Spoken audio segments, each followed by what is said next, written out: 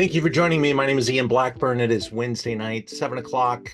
Time for Zoom into Wine. We bring great people together all over the place to talk about particular grape varieties, appellations, the terroir, how to taste great wine. And we're excited to have you guys joining us tonight. We've got some really beautiful stuff to taste. In fact, tonight's topic really kind of centers around, kind of discovering top scoring wines. What do they taste like? What does quality taste like? What are our quality marks? And I want to really focus on that with our group tonight. So we brought out some really nice wines to be able to do that with. See if I can get the computer to cooperate here. So we take these slideshows. We have a number of top wines in little jars that we've been able to send out near and far. We're going to get some wine in the glass. We're going to go through a number of wines that have received a score between 96 and 99 points. And we're going to cover some different grape varieties, but the idea is to really kind of experience what the reviewer experienced, see if we can taste it, feel it, notice, what is making these wines, a little different than some of their peers. In the past, I've been able to be a wine judge, as a buyer for a wine store. Also, I wrote for James Suckling for a bit. I'm often asked to justify scores or to maybe even score a wine. Sometimes a wine comes in the store, hasn't received a score yet.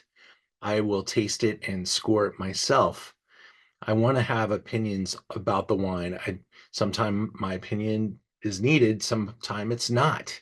The wine's got 9 scores from 9 different wine professionals. I probably don't take the time to pen a review. But if the wine doesn't have any reviews and it's a small producer, I'm going to take a moment to spend some time doing that. So we'll take a look at some of these and I'll share some of my opinions, and they are opinions, but I've been able to do some really cool stuff in wine, and my study, my winemaking skills, my time spent in the industry, the number of wines I've tasted, also the people that have taught me have given me some different ideas on how some of this comes together. Now, this wine, a really nice producer of great reputation, falls into a category known as the Rhône. It is an appellation called Cornas. It is a very important part of the Rhône Valley, but there are a lot of important parts of the Rhône Valley. The northern Rhône, the southern Rhône. There's major, wines of heritage. Cornas has always been that spot where you can make great wine, but you can also make something unyielding and difficult. And so people like to find wines that they can trust. I think Cornas is a little bit challenged that way because there are some pretty just brutal, not bad wines, but this is an area of incredible stone and exposition that really passes on those characteristics to the wine. And the winemaker has to figure out how to find a spot that can present the Cornas in a way that brings people pleasure, excites the audience, receives good scores, because yes, scores, are they important? They're important because they communicate quality to a very large audience. Now, if you go to the winery and you taste the wine, you don't need a score. You can make your own decision. But you're looking through a website, you're looking online for something, and you want to learn about Cornas, then the scores really help. So that's why I use them. That's why they're important to me. And frankly, I'm a wine store that lives online. I don't get a chance to talk to you before you buy the wine. So the score is really my communication piece. This is a great producer, like I said. We are talking about a wine that's made from Syrah in Cornas. This producer can work with a couple other grape varieties throughout the different villages and areas. They can make a simpler wine called a Côte de Rhône, declassify some of the single appellation wines, blend them together, call it Côte de Rhône. But usually, if you're going to make a Côte de Rhône, you're going to buy pretty unimportant grapes that don't cost a lot, that aren't grown on a significant hillside. Because when you do that, when you buy grapes up here, you're talking about lower yields, expensive fruit. So this is what we've got here. And Saint-Péray is another appellation this producer makes wine from. And that's probably where they're going to make some whites in Saint-Péray.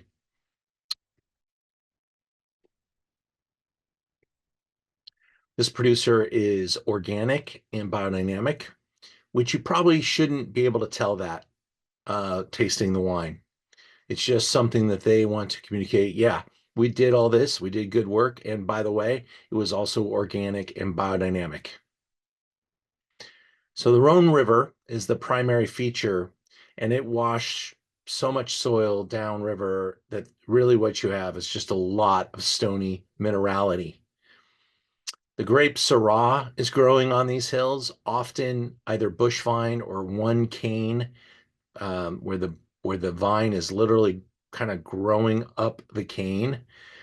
And sometimes that's because the vines were in the ground like 100 years ago and they didn't have trellising systems. So now they just give it a stick to grow up because vines like to crawl. They're crawlers. And so that stick helps guide them up and down anyway. And then you can prune around that. Syrah. About this wine and about Syrah, this is a third year in a row. It was hot and dry season. By the way, we're tasting 2019, and on the label it says Les Vieilles, the old vines. But we've been in hot years for a while. 2019 also hot. Um, see if there's anything particular about this vintage. Light powdery mildew pressure. So that occurs when you have maybe you have some cooler conditions, rain, something like that, and you've already got some ripeness to the fruit. the the things, microorganisms start to go crazy, and they start to thrive and live off this plant. And if you give them the wrong type of conditions to grow, you're going to grow powdery mildew. And that's a huge problem for vineyards, especially when they're organic and biodynamic. So they're using natural path, like almost like homeopathic methods to keep away these things without using any kind of fertilizers or herbicides or pesticides or something to prevent mildew. The only thing you can really use is copper sulfite in the vineyards because those are naturally occurring and part of those biodynamic rules. Maybe you're using quite a bit of I'm sorry, they're calling them teas, and they're often made with manures and dried flowers and things like that that they spray in through the vineyard to really kind of help build the immunity of the vineyard. Jeb Dunnick points out that the 2019 Cornas Vieilles is inky in color and has classic notes of plums, Asian spices, sandalwood, and iron. I like that iron note. That's really that stone that's coming in through the ground there. Medium to full bodied with good acidity and ripe tannins, but doesn't have the sheer weight, richness, and girth of the Vieilles, the Vieilles Fontans, which is another designated bottling that this person was reviewing. I hate it when they compare inside of a review, but they often do that because they're reviewing 4 and 5 wines next to each other. And I'm sure that the Vieilles Fontans got an even higher score because this one got 97. That's pretty damn good. And I'm going to back into that score here in just a minute. Yet it's certainly a more classic Cornas that will be approachable in just 3 to 4 years, a bottle age, and yet evolve for 20 years if you're so inclined. Look at those hills. Look how steep. They're trellised, those kind of plateaus, light trellising. They kind of build up the wall underneath the trellis to stop it from eroding down into the valley. Keep those vines safe and happy. They look like they're pretty happy there. This is $100. 97, 94, 95. How about that?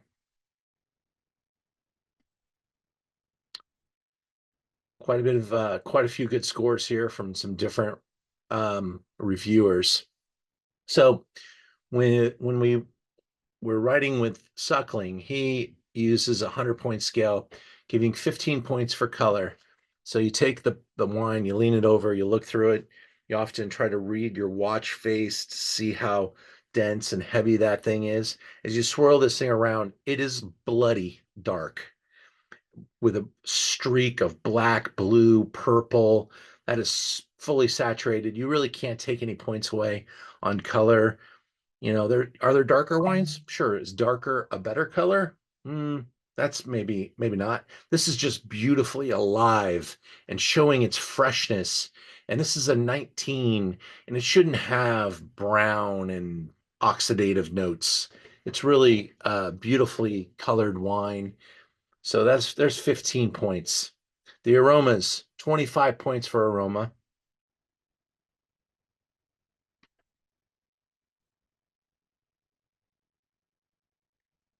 We're going to steal some of their vernacular here. We already talked about iron, Asian spices,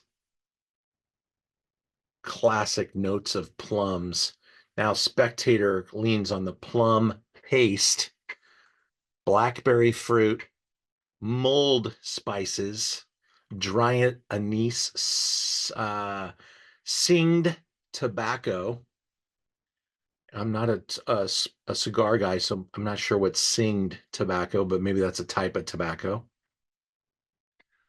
Sweet tapenade, like olives. That could be good. What else? Parker, 92 points. A little tough on this wine. Let's see what what. Now this is more like it. So maybe he didn't like some of the other wines, and he gave this a step up, a big step up from the disjointed La Chalet. Okay. The Cornas Vieilles, classic rendering of Cornas, hints of crushed stone, mint. Okay, I can get some of that. Like you're walking through and you smell the mint growing amongst the grass. Velvety, concentrated. Lots of other references to other wines.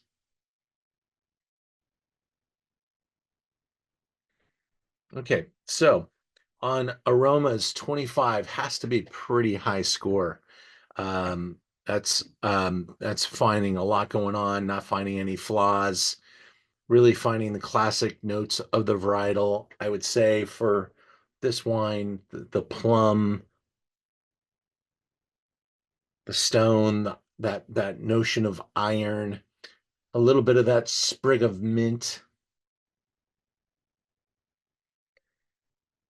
Those are all pretty classic. I don't find anything standing in the way of the nose. I think you'd have a hard time justifying going any lower than maybe 23 and a half, but they're probably being a little more generous up around 24.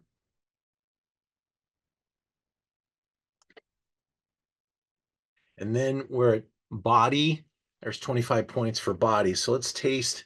I mean, we can see the color, we can see the concentration. It's almost trying to stain the glass.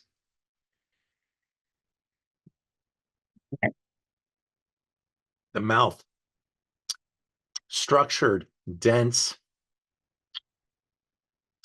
really nice layered and pretty powerful, but not overripe, not raisiny, not port-like, not disjointed, not out of balance. I'm really feeling like this is, high 23 and a half, 24 point level. And then really probably, I'm going to say that the reviewer was probably 15 on color. Aroma was probably 24. Body was probably 24. And then on the overall impression, this is where you really get the artistic, and you can kind of show some bias too, because Jeb Dunnick is a Rhône guy. This is his thing. And he spends more time in the Rhône than probably any of these other guys. Robert Parker used to a lot, but Parker doesn't write for the Advocate anymore. So they have someone writing down here. And they just basically did this kind of march down the entire row of wines and didn't spend a lot of time on this particular bottling. But I'm going to lean on Dunnick here and say that on the overall impression, he was pretty impressed. And out of 35 points, you're talking about, if you took a point away from aroma and body, you only took 1 point away from overall. I think I'm probably there on the aroma and the body. I might take 2 points away on the overall, and I might be around 96 points if I were scoring this wine with what in a blind situation. That's how we taste these wines. They're in a bag. We don't know who the producer is. If you're tasting with the producer, you may be a little jaded and get into it a little too much and show a little bit of too much of empathy for the warm vintages of 2019, the third warm vintage in a row, and all that good stuff. So tasting this blind, I would hope I would be around 96 points. I think it's an excellent Syrah, and I hope you guys enjoyed it. Any comments? Is my tasting team member here? Not tonight, huh? Thomas, I hope that was a good one for you to start with. Natalie, how you doing? Good to see you. Really enjoyed that, Ian. Really beautiful expression of Syrah.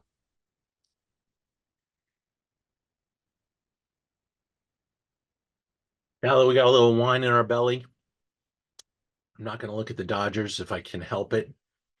But there's something pretty big at stake tonight.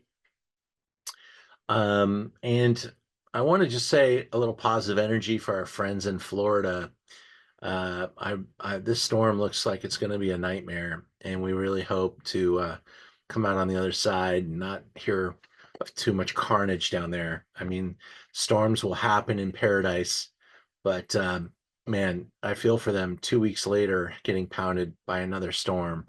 So I really hope that most people did the right thing and got out of there. And if you're sticking around, I hope you know why you're doing that. But it is really scary to watch the weather reports and to read about the storm that's hitting Florida right now. All right, let's go into my friend Kent isn't here tonight either, is he? No Kent reviewing these wines. What's up, Kent? I hope you're okay.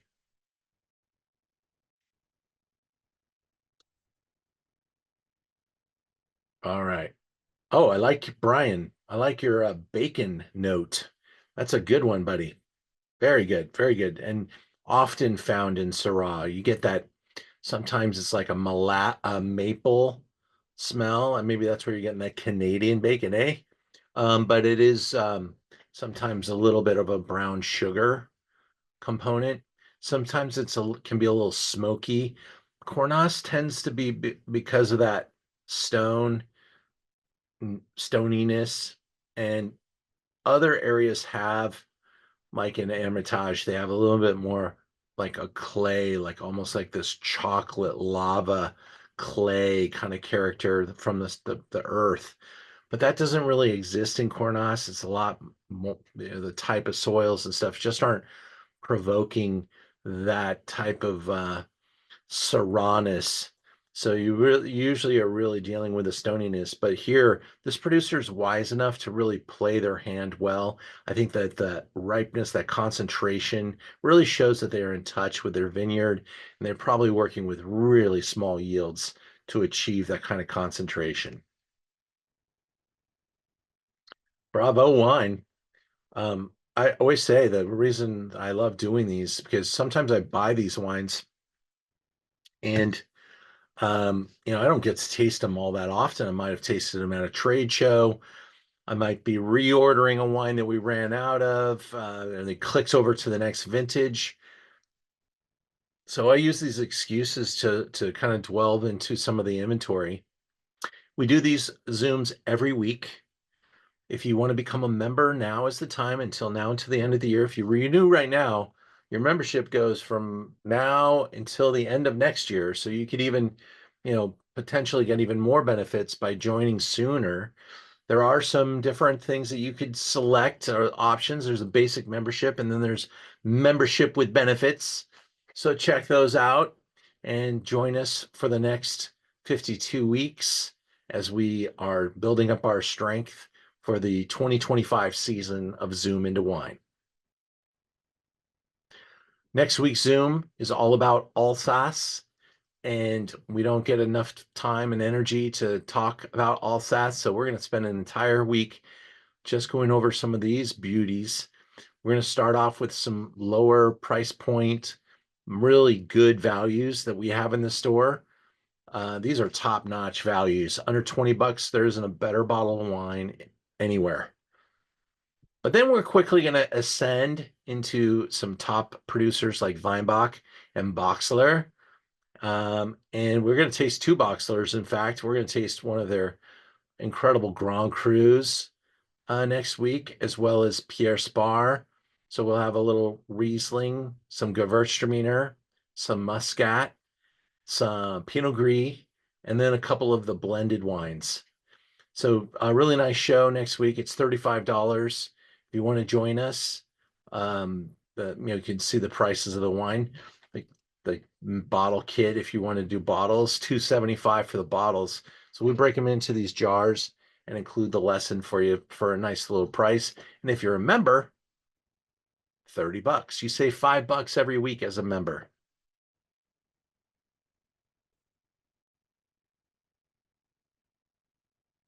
We're jumping quickly into reds, and we're going to one of the big red wines on the planet, Barolo, made from Nebbiolo, Cavallotto. If you ask me for my favorite Barolo producer, there's a few, but this is one of them. And when I say one of them, I mean one of two or three. This is absolutely sensational stuff made by one of the great brands, great families. They have some of the great vineyards.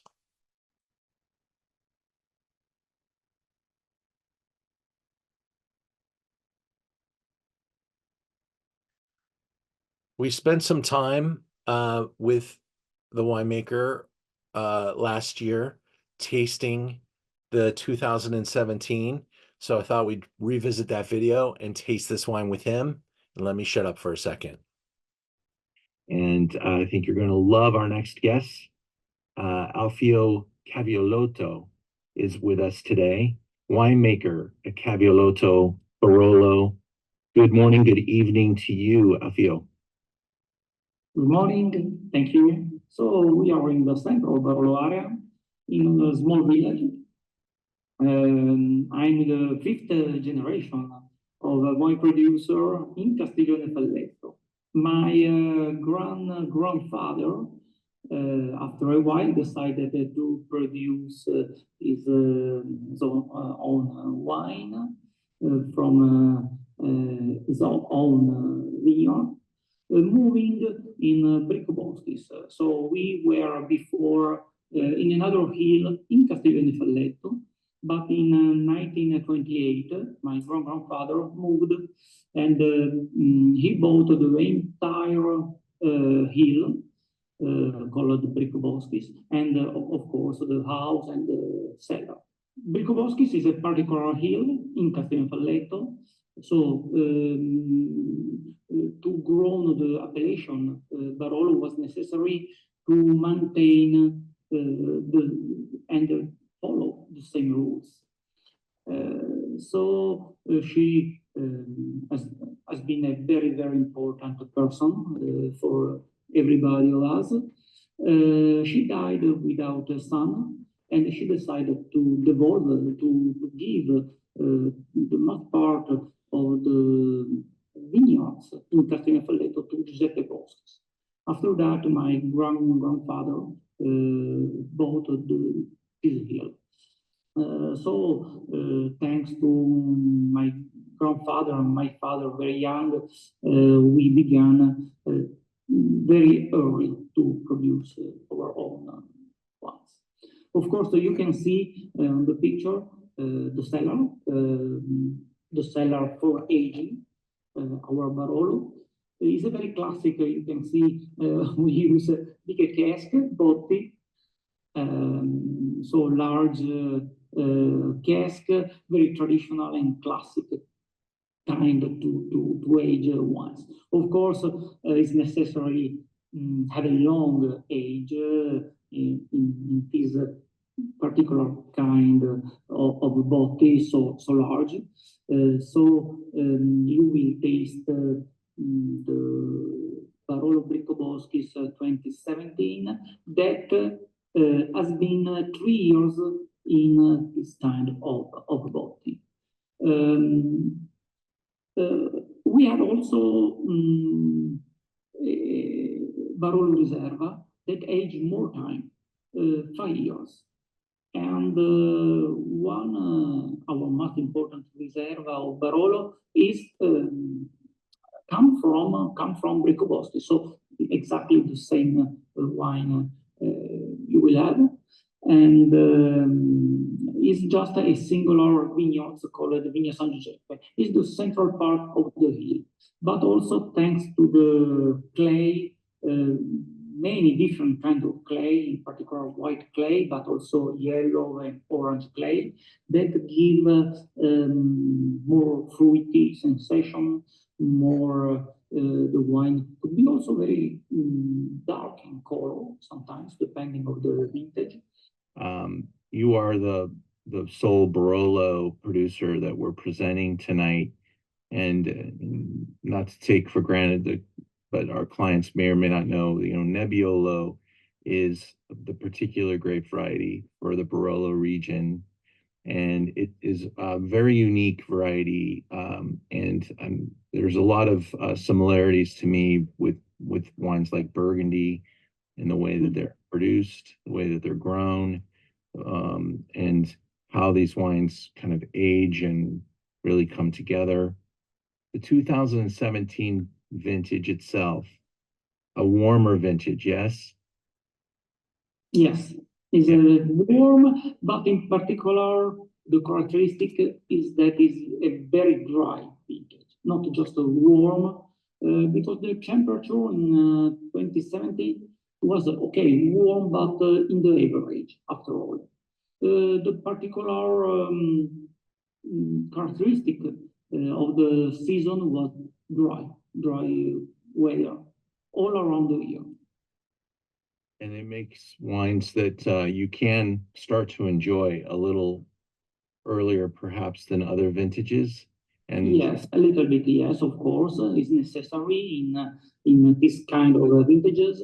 It's not considered, of course, a classic vintage, but a modern vintage. In the last 20 years, this kind of vintages are very common. Could be a problem for customers, all the style customers, because these vintages are not so, we say in Italian, austeri, very drinkable also right now.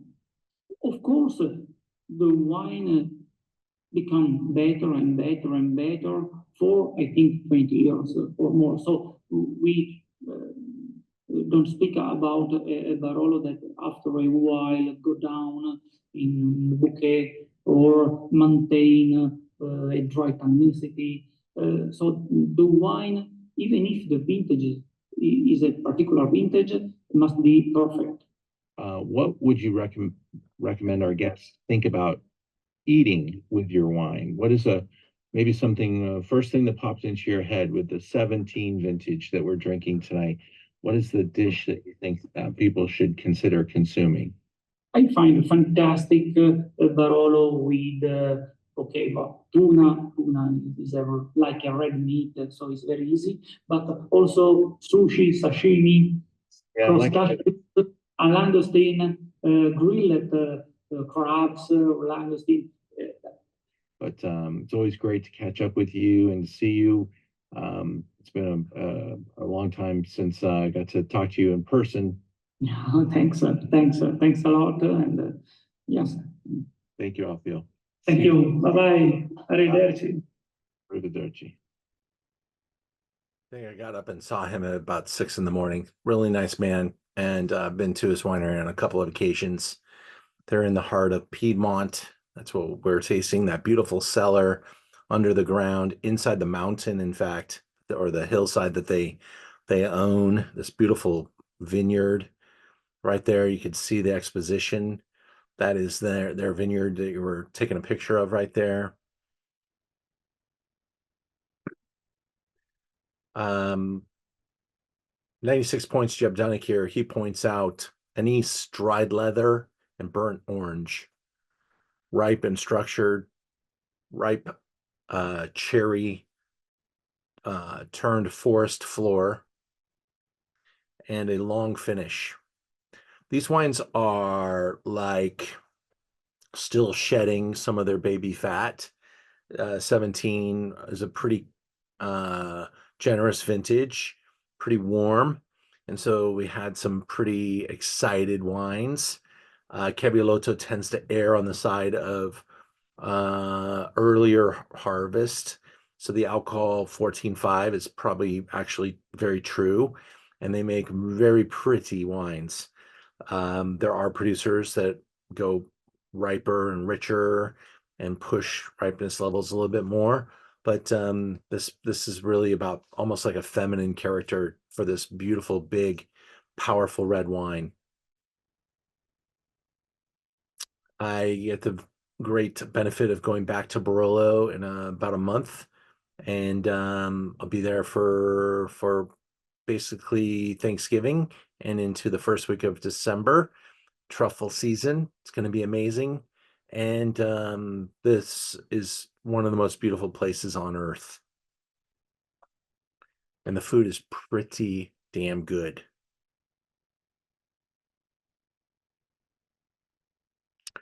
We're looking at about $100 again. A little theme going on here. $100 bottles. This is an outstanding producer. The 17 easily, 5 years away from really kind of breaking into that next layer, but in a very fun place to drink now at almost 8. And so I would say, 13 years old, this thing's going to be just spectacular. These are great to lay down in your cellar and to have on hand. That 96-point score shares that score with the prior wine, and wanted to kind of reiterate, not a lot of room for error here.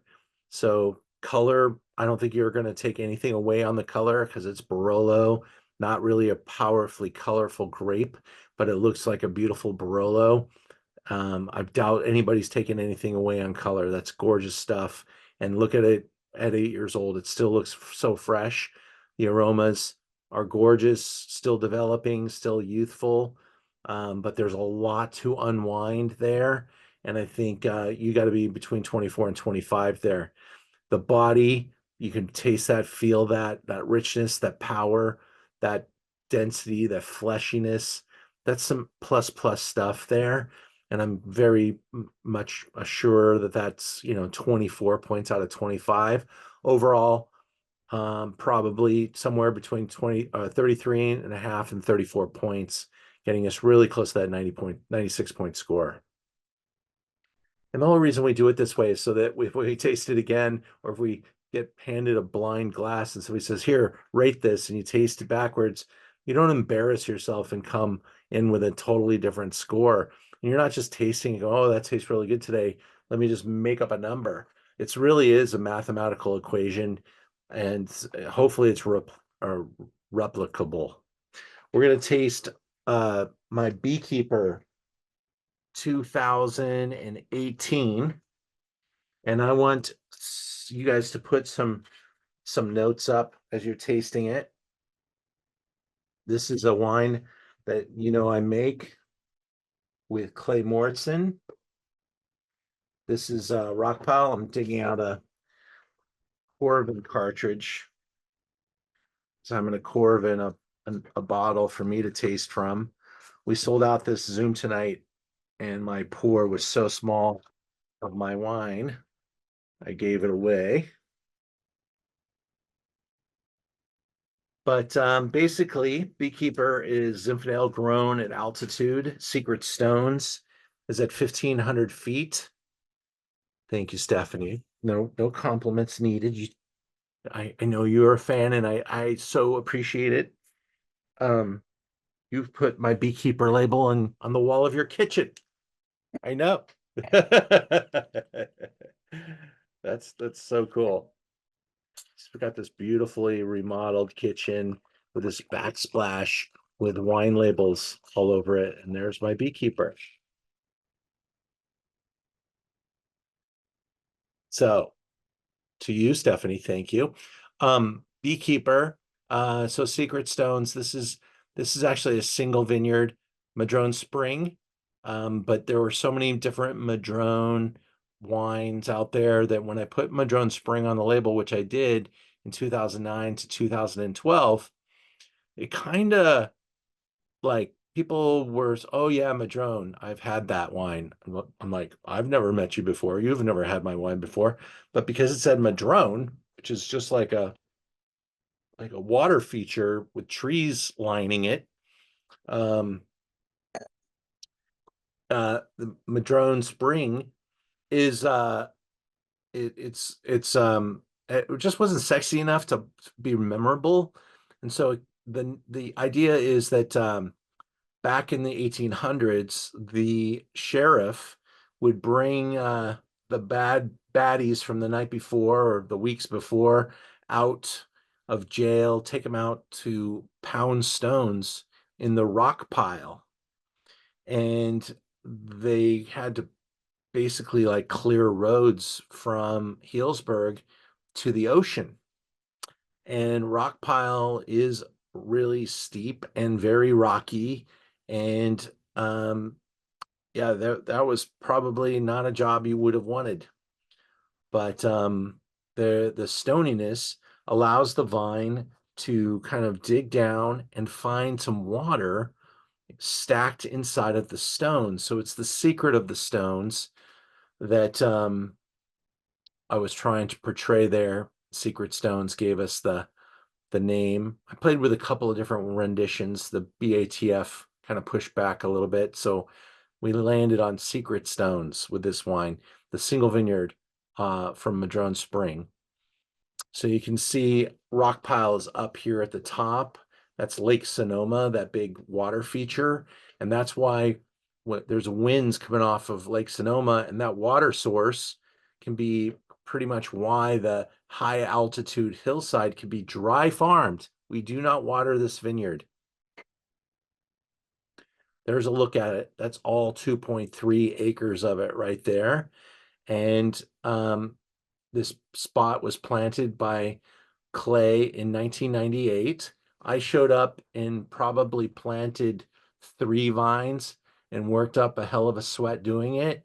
The rest of the guys took it from there, and I went and got lunch.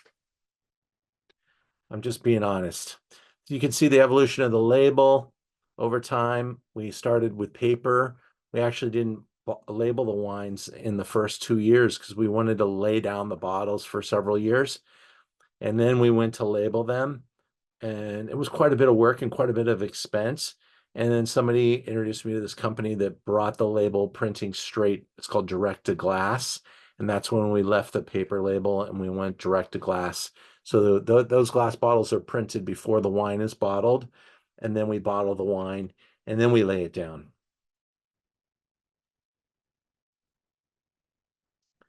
So this 2018 is 97% Zinfandel and 3 Petit Syrah. The Petit Syrah that grows up on this Rockpile vineyard is legendary, and 3% is like maybe saying it's 10% because it's so intense, and a little goes a long way. And in fact, in 2012, we used 10%, and the wine still seems like it's a 50-50 Petit Syrah Zinfandel blend. So we didn't make that mistake again. Not that it's bad wine, but I want the Zinfandel, the zinniness of the Zin, to really play the major instrument in the wine. And in 12, that Petite is definitely stealing some of its thunder. But we got some really great scores. And we made the wine from 2018 to 2009 to 2018. We had some issues in 19 with the fires of 19 taking our power away, so we didn't make 19. Then, of course, in 20, the smoke was so thick you couldn't even drive to the vineyard if you wanted to. Nothing, it was a complete loss in 20. And then we had to make some tough decisions because you go 2 years without making wine, and then all of a sudden all of your expensive wood is sitting empty for a long period of time. So I sold my wood, and then 21 vintage came in really small, and we had wood we could use. Clay kept the dream alive for me, but I told him I just couldn't do it. And we have now decided not to return to winemaking after 10 vintages until I just can really do it well and come at it with a full coffer. I need to be able to have 3,000 cases a year for 5 years, and then I can get a tasting room and maintain myself. But selling wine to restaurants at almost what it cost me to make, which is kind of the trap I got caught in, means I was waiting a long time, not monetizing the brand back, selling it, hoping to build the brand, and not having a tasting room to sell it at full retail. It was really not a great economic equation, and I got really kind of exasperated by the fact that our wines really just need 5 years. So I was carrying quite a bit of money in inventory. And then when the pandemic hit in 2020 and we didn't have a vintage to make, I actually had 5,000 cases in inventory. So we spent the next 3 years selling that wine, and we are in our final days now. We have all the remaining wine on the website, and we've announced it just recently that we're not going back in, but we may at some point in the future start it up again when we find the right widow to marry me and to fully fund the Beekeeper project is probably the most likely scenario. My wife said she would approve that plan. So we do make wine from a couple different vineyards, Montecillo and the Rockpile site. This is the other 1,500 feet vineyard that we source from. And yeah, we're in our final offer right now on the website. Check it out at beekeepersellers.com if you like the wine. When I go to make the wine, we got to work with some of the best fruit in the kingdom of Zinfandel. The Moritzen family own 30% of the Rockpile appellation, and this is one of my favorite sites. It's northeast facing, so we pick almost 30 days after the southwest facing slope that gets really ripe and pushes alcohols high. I love the acidity. I love the longer aging approach. Not a great business model, but great wine. And when I smell my wine and I know what we did in 18, 18 was just such a perfect vintage, really kind of a wonderful place, a nice stepping off point for us too, because we had really gotten our act together.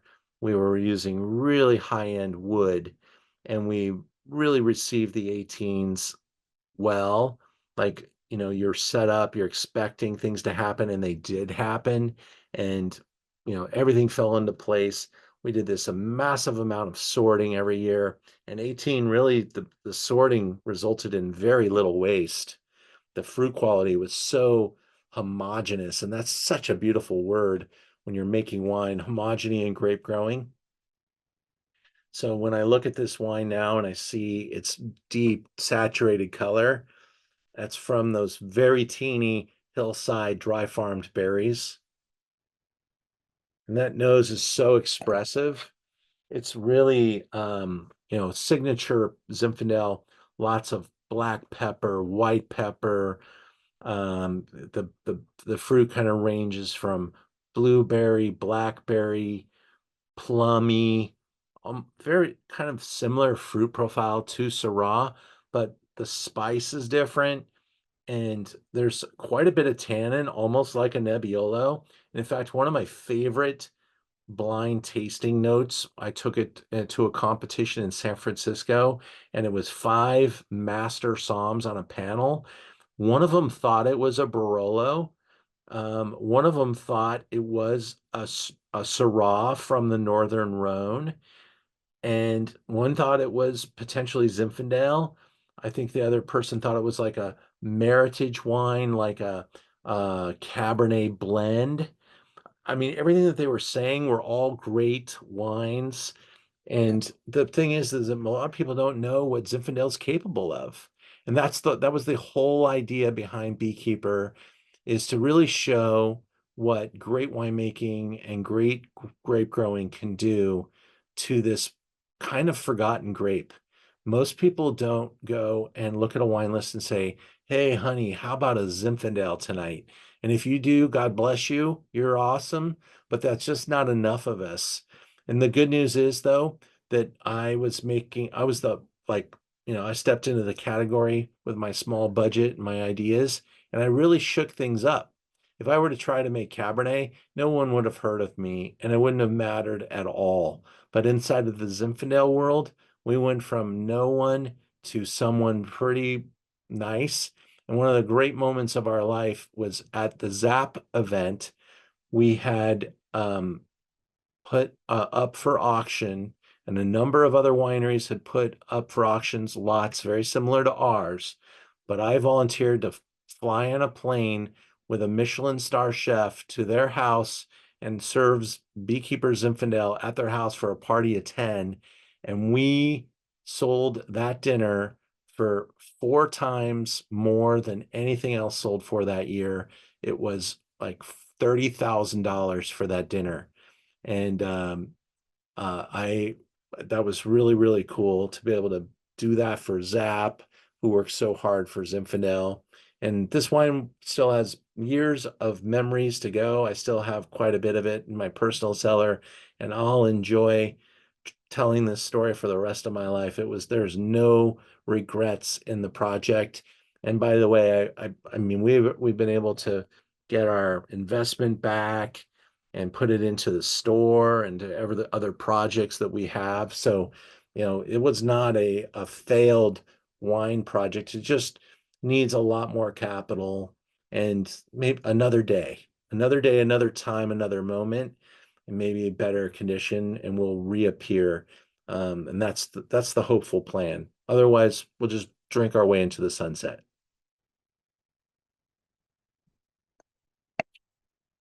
Any comments? Brian, you're right. It is not conventional because it doesn't taste like jam. There really isn't. I hope I'm not talking over you. Um, but it's not like that jammy, overripe style. Although there's plenty of ripeness there, but we're between 14.5 and 14, maybe up to 14.6, 7. somewhere there almost every single year, but rarely ever higher than that. I think it's really easy to confuse this with a really good Cabernet or Bordeaux. Yes, sir. Yeah, absolutely. Yeah. And I love to change people's mind too. It's really part of my nature to be contrarian and to have, something to fight for like this. It was really fits my personality. So thank you guys for tasting that wine with me. And And could I ask you one more question? Just, I'm a chief financial officer of a company, so I got to ask you this.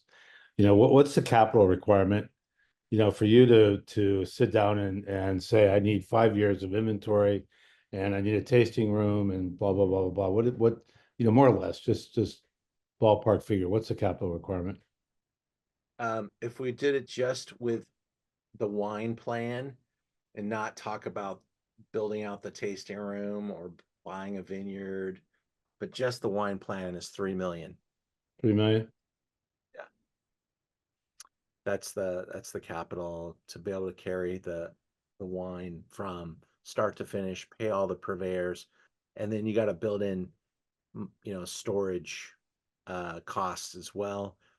And a really good plan, probably with a good financial opportunity, 4 to 5 million, because you'd want to have your own tasting room and potentially like a cave or a shay where you could store the wine long term. You're talking about storing 12 to 20,000 cases of wine. That's more than your closet.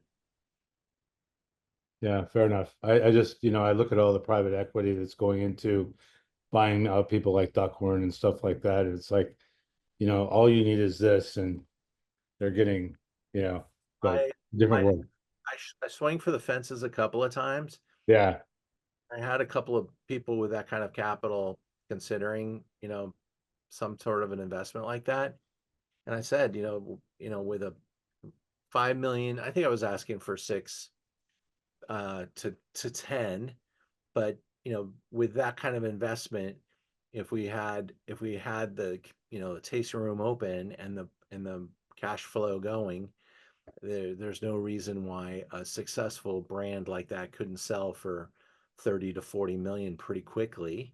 And uh and those kind of guys look for a 10-time return. yeah. So that's what, if you're going to actually do a business and find a 10-time return, that's what you kind of need to have. You need to have that capital and go for it.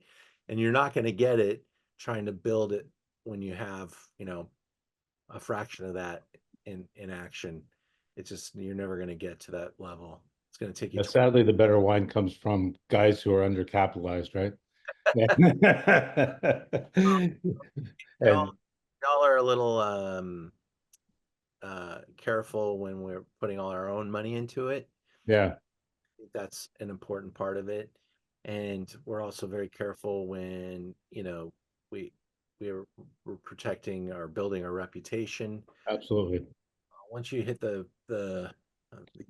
public markets and you're 16 people away from the decisions, you kind of see what happens. Different decisions start getting made too. Nobody in Zinfandel would decide that they should be releasing their Zinfandel 5 years later. Right, It's not a good business plan. And right. that's why you get the pruny overripe, hyper ripe wines, because you can sell those and turn them pretty quickly. Mhm. Just one other comment on that.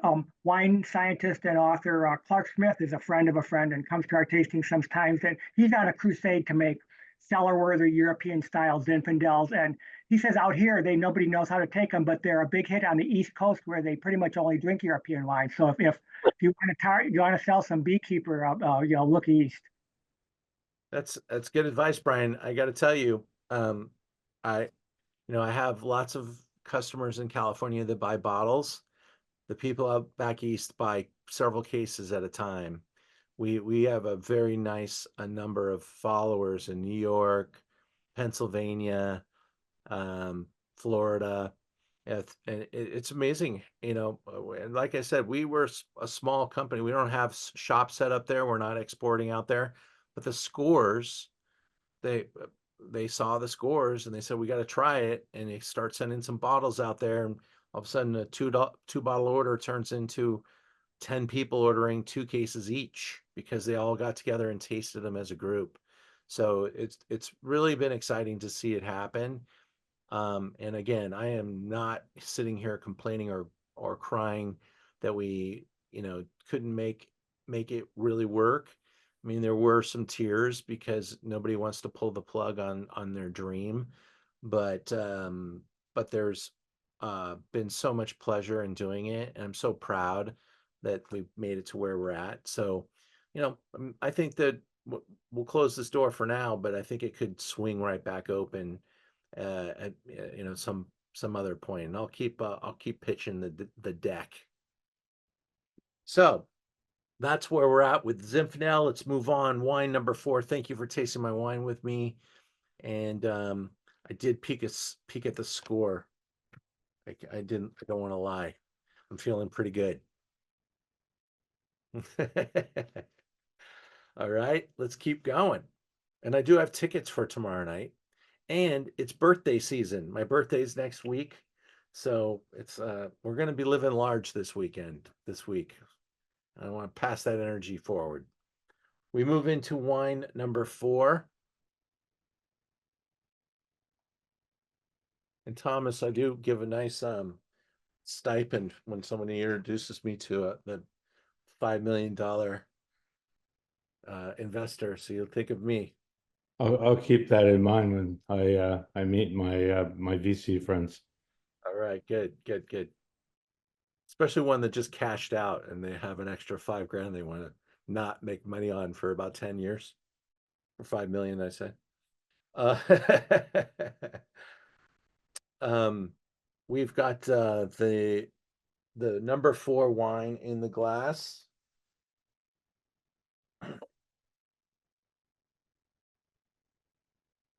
We are going into Almaviva.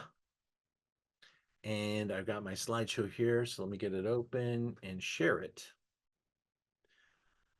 This is a super find as well. So I don't know if it maybe show of hands would work because a lot of you aren't showing your faces, but tell me, has anybody ever tasted this wine before?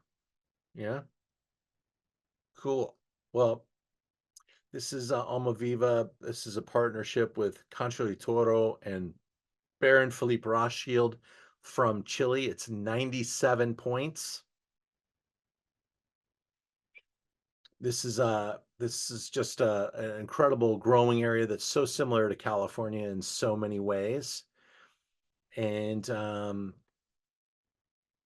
Maipo has a number of significant ranches, lots of agriculture, and again is very similar in many ways to the California climate.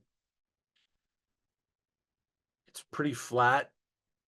That works in 2 directions, good and bad. But look at that rocky, lush minerality, pretty fertile. You really have to harness that energy, and you have to keep your vines in check with all that fertility. You're talking about 68 Cab, 23 Carmenere, 5 Cab Franc, 3 Petit Verdot, and 1 Merlot. So a full Bordeaux blend, especially when you think of Carmenere as a Bordeaux variety, which it was, still is legal, but it really isn't very common now in Bordeaux. They brought it to Chile from Bordeaux, and it became like the national grape of Chile. And then phylloxera hit in the late 1800s, and Carmenere was by some actually blamed for all the successive disease that was hitting Bordeaux wave after wave. And it was pretty much because nobody was well educated and they didn't understand what they were doing. So the diseases kept coming, and Carmenere got banished, and then the diseases went away, but it wasn't because of Carmenere. It was because they basically killed off a lot of things. And then the the Bordeaux industry rebounded without Carmenere, and Carmenere was fully vested in Chile. So it's become the Chilean grape, but it is still legal in Bordeaux. James Suckling is a huge writer about Argentine and the Chilean wines and really fights for these wines. He also has local writers that he hires in these countries. He puts his name on the scores, but we're all kind of writing for him using his techniques. And when the wines get exciting enough, he definitely gets involved and makes sure that he agrees. And when he puts his name on it and it's one of the 100-point wines, believe me, he's tasted it. He's not going to put a 100-point wine score, maybe probably not even a 97 score, without making sure that he's put his nose in the glass. Very hands-on guy, hardworking dude. But his note here really kind of talks about the full-bodiedness of this wine, the fine tannins palate. So definitely this wine not only has great fruit, but really good tannins behind it.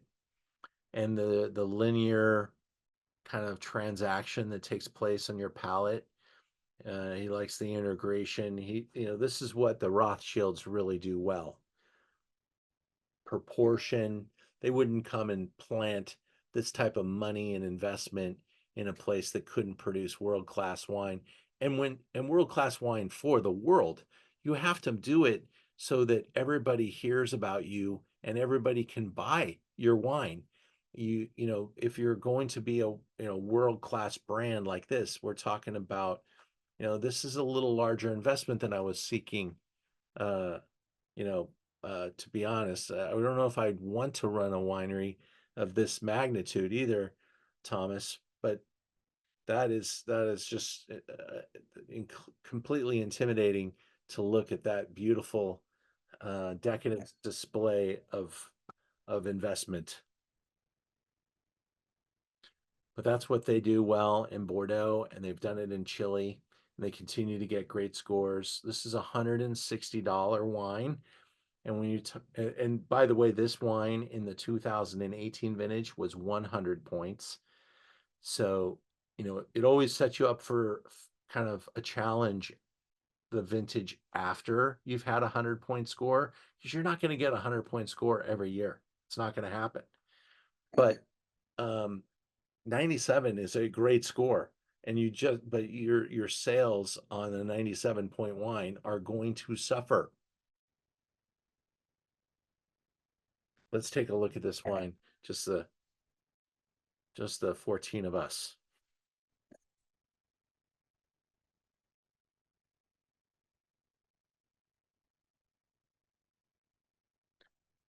On that color. Look at that thing is so beautifully true from the center to the edge, deep.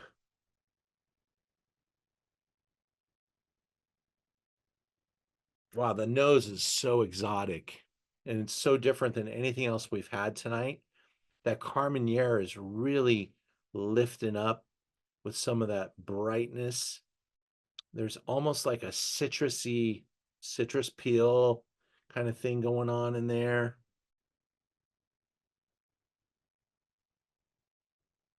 There's quite a few Parazines, and I think some Parazine in wine is really nice. Some people, like big brands, have zero Parazine as kind of their motto. But when you're working with Cab Franc, Merlot, these are grapes that have Parazines. And Parazines are kind of a vegetal smell. Bell pepper, can be jalapeno in a lot of white wines, can be kind of that asparagus, green pea at kind of their worst point.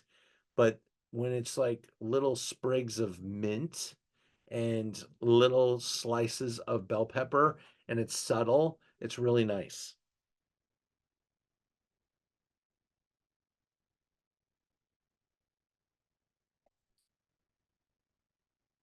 course, the fruit is there as well, but there is quite a bit of minerality. And then you get into the chewy cherry skins, the almost cassis-like fruits, and that voluptuous mouth. My God, it's a big, ripe, rich, lengthy wine, and ripe not in a bad way, ripe in a really nice balanced way, because that parazine is there, but um it's not candied.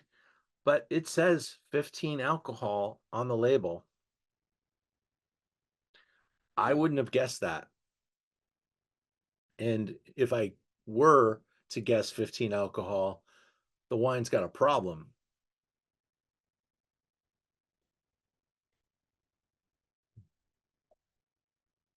I would have been, I was thinking 14.5. Brian, yeah, you got it. Bell pepper. You got a little bit of it in there for sure. But with everything else, it's not just bell pepper. So you got to have that kind of understanding. Well, you don't have to. You don't have to understand. You don't have to like this wine. But when you're talking about wine, not everybody should aim to make Napa wine, and not everybody should aim to make Bordeaux. And this is distinctly Chilean. 100% New World. You're right. Chile, I don't think they wanted to make Bordeaux either. They really wanted to make something kind of like with one foot in each part of the world. So a lot of Bordeaux ethos and bringing some Chilean character too. Of course, we know their Napa product, Opus One. They've got product in many other places of the world as well, and they continue to invest as a wine company, and recently also bought a Chablis producer and a champagne house. So they're moving and grooving. Is it possible to give a high score to a wine that you don't actually really enjoy? Well, you are supposed to take your personal preferences out of it anyway, but what you end up really writing about and becoming good at writing about is stuff that you like. Yeah. And I think James, because James was a writer for The Spectator in Italy, and there's such a wide range of different wines in Italy. I think that gives him an advantage because he looks at the wine world with almost an Italian palate. And I think that has really served him well, because he scores Amarone and he scores Pinot Grigio and Prosecco. So he's got to have it all there. And that's if you live in the Napa Valley, you're scoring Cabernet. And that can be a little mundane and not really let you appreciate some different things.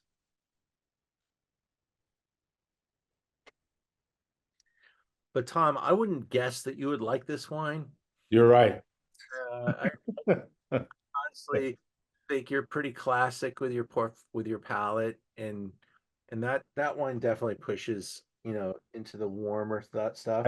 I can tell that it's a well-made wine, extremely good, and yet for me, it's just not my thing, right? So there you go. I'm gonna guess that you may say similar things about the next two wines. Uh-oh. We're gonna go up and away with some very California uh, blockbuster wines here. The next wine we're going to taste is one of the more exciting producers in the Napa Valley. They're called Realm. Realm is really not taking the standard approach. And I really give them a lot of credit. I mean, this brand, to put it in a vulgar fashion, really has kind of gone about it in a very machismo, ballsy way. This is Realm, and they are aggressive. This is their wine called the Bard. Now, the Bard is their ambassador wine, and it is kind of a bargain in the category that they live in, because they actually make a wine called Absurd, Realm Absurd. Check it out. It's absurd. And they've been buying some of the great classic vineyards in the Napa Valley. They bought and then tore down and tore out the vineyard known as Hartwell, and they replanted and they built an incredible stone building that used the same architecture team as Harlan Estate. And in fact, Scott Becker, who is a big wine guy in the Napa Valley, he worked and helped originate the Harlan brand. Then he went and worked for Costa Brown and helped them levitate and get sold 3 times. And then he got Realm going. They own vineyards all over the place. They're buying little satellites. They're not buying one big chunk of land and saying, welcome to Realm Island. They're literally taking like a shotgun approach to the Napa Valley, and I think that's smart. That's their winemaker, Scott Becker on the right, and Benoit Troquet on the left. He has a really good reputation for making some of the more culty wines in the Napa Valley. He makes a wine for himself called Fat Man, and you spell it F-A-I-T. And he is involved in probably consulting for another half dozen or so brands, but Realm is a full-time job, and I believe he's got a slice of the pie at Realm, so they'll keep him forever. Here's a look at the new facility. Production is down here, and this may be part of the old property. I'm not sure. I can't remember. I think they took the old property and kind of and redid the front, but maybe that's all brand new. I can't recall. This is the 2021, and it is a blend of 83 Cabernet Sauvignon, 7 Merlot, 6 Cab Franc, 3 Petite, and 1 Petite Syrah, which I kind of dig about this wine, because a lot of old Napa Valley cabs had a little bit of petite in there, and they never sold anybody.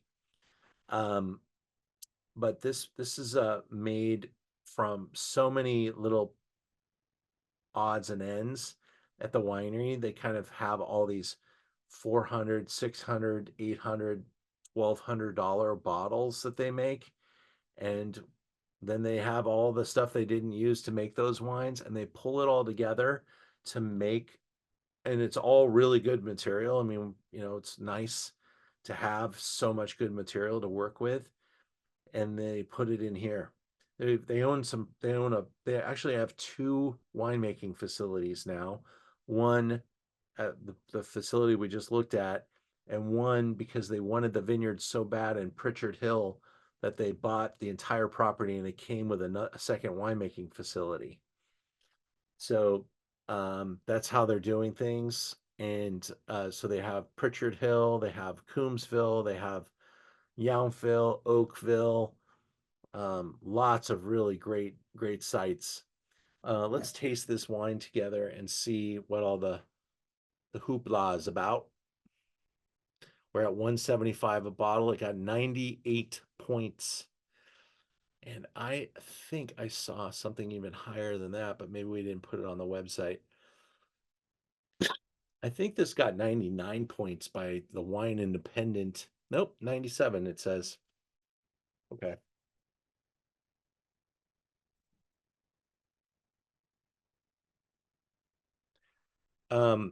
There can be no excuses here. They have the best of everything. They have lots of everything. They have all the capital in the world, and they have a great vintage in 2021. They only make small amounts of those other wines. I mean, we're talking about 200 case productions. So they have took everything else together and made about 5,000 cases of this wine. The color, flawless. That thing is purple and rich, sticking to the glass. The nose is voluptuous, fruit, ripeness, sunshine in the glass. The winemaker is from Bordeaux, and he makes his Bordeaux's this way too. He does make a little Bordeaux also. We carry a Bordeaux that he makes.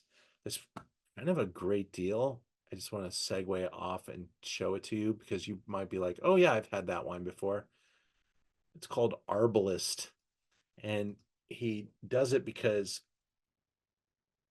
this is his I believe it's his uncle or his brother. Arbalist. Why isn't that coming up? Bordeaux.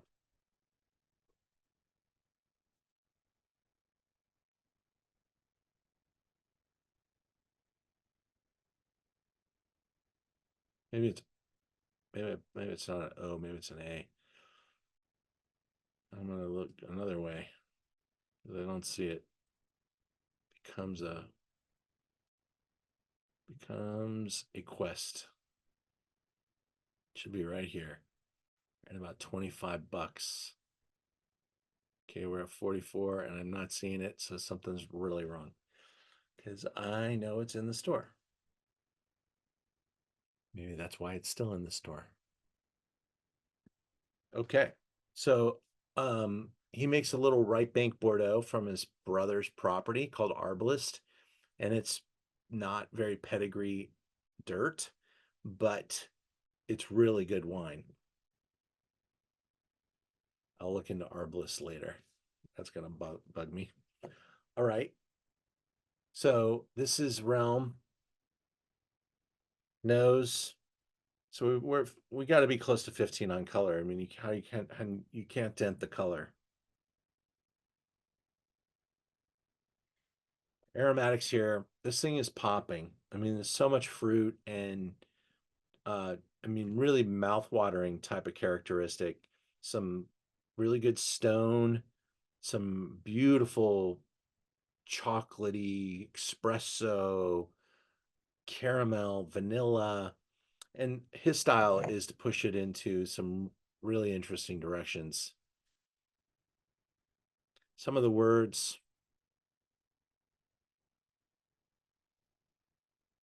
Spring flowers, graphite, chalky minerality, violets.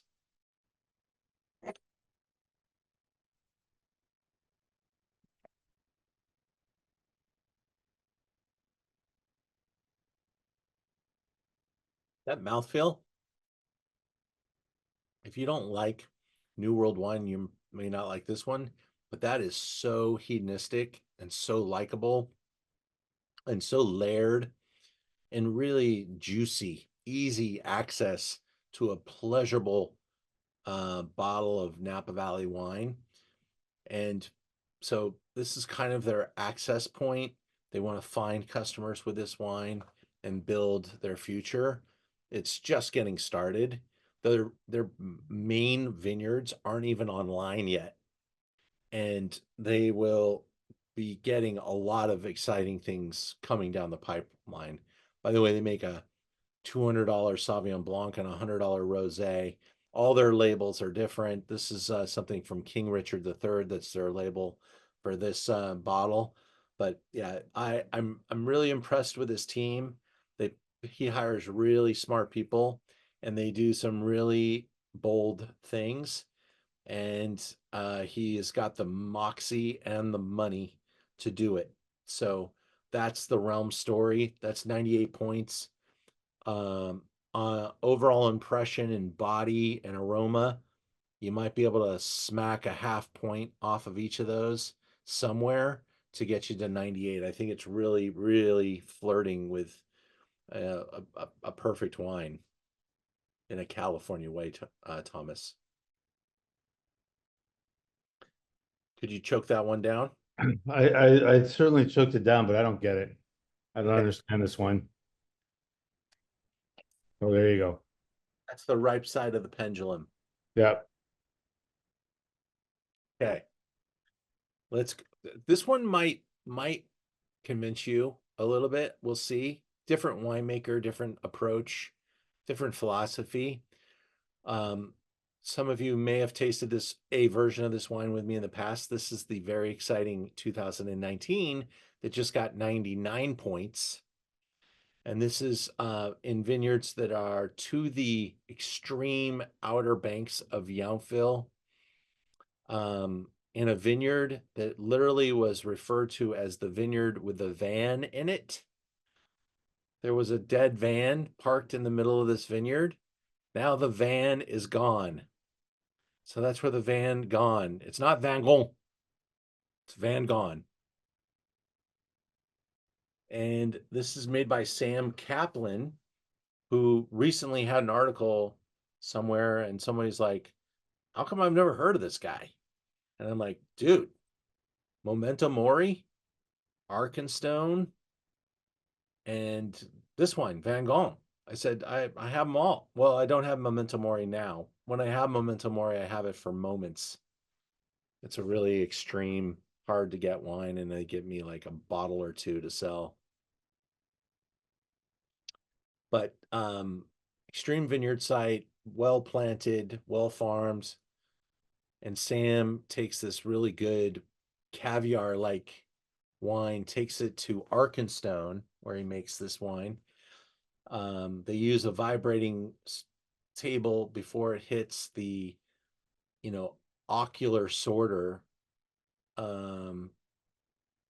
which is uses a computer to sort the fruit. And they get nothing but this perfect berry. 100% new French oak. It's a single vineyard wine, and it's been climbing the charts. The 17, the 18, the 19. Nothing's been rated lower than 97 points. This is $200.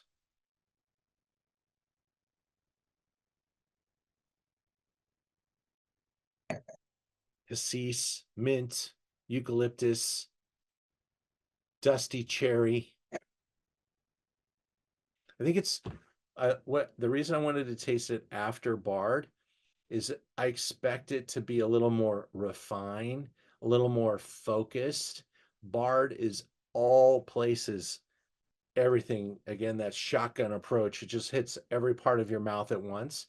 This is very true to Cabernet and not like a 5 varietal blend. It is pure Cabernet. And it's from one single site.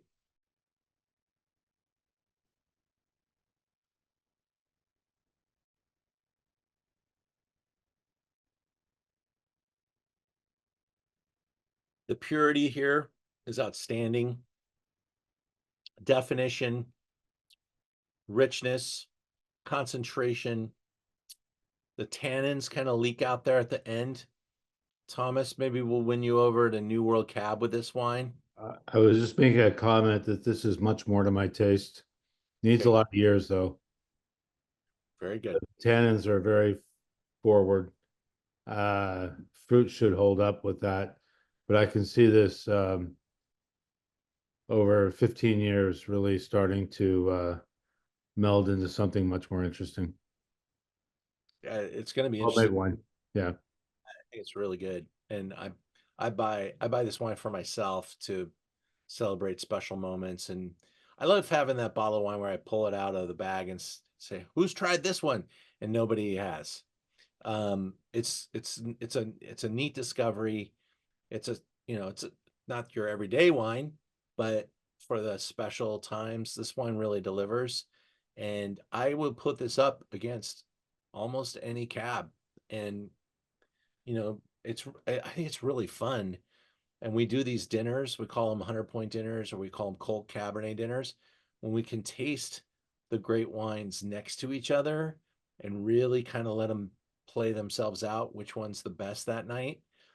And I could see this giving some very famous friends a nice run for their money when, you know, Scarecrow and Harlan's coming out now at $17.50 a bottle, Scarecrow 1,000 a bottle, and they didn't get any higher scores. They're this is right there, and it's really, I think, beautifully done, and kind of a deal in the world of luxury cab. But nobody's heard of it before, and you know, certainly I wouldn't want to not own the other wines, but I own enough of this to be able to do it at a couple of events and have some fun tastings with it. So I really like it. I hope you did too. And you know, shaving off that 1 point somewhere in there. I'm not sure where that came from, but you know, maybe there's like, well, it's really close to perfection, but 99 is close enough. So when you're talking about, you know, getting close to 100 points, you can't really have too many mistakes, because they show up in every part of the score. They show up potentially in the color. They can impact the aroma. They can impact the body and the overall impression. So wine almost has to be, you know, at 96 points, it's almost 100. It's almost a perfect wine, because you're taking little scores, all these things, and multiplying them up, and the traces of any kind of drop off appear at every single phase. So it's something to consider, you know, and when we're discussing wine, and each writer is going to have a little different approach, a little different palate. One writer is going to give a wine a 97, one of them is going to give it 100. But you know, they're all kind of in the same playground. Robert Parker said the difference between 98-point wine and 100-point wine may be what he had for breakfast. Amazing. Well, I am so happy to have you here when you show up, and so thank you and your husband. Hope he made you something delicious. Stephanie, same thing for you. Richard, always great to have you, sir. Setsuko, thanks for tuning in Japan. Very enjoyable. Thank you, Richard. Brian, we'll talk to you again soon. And take care, everybody. Dave, take care. Brian. Thank you so much. Next week. Bye, guys.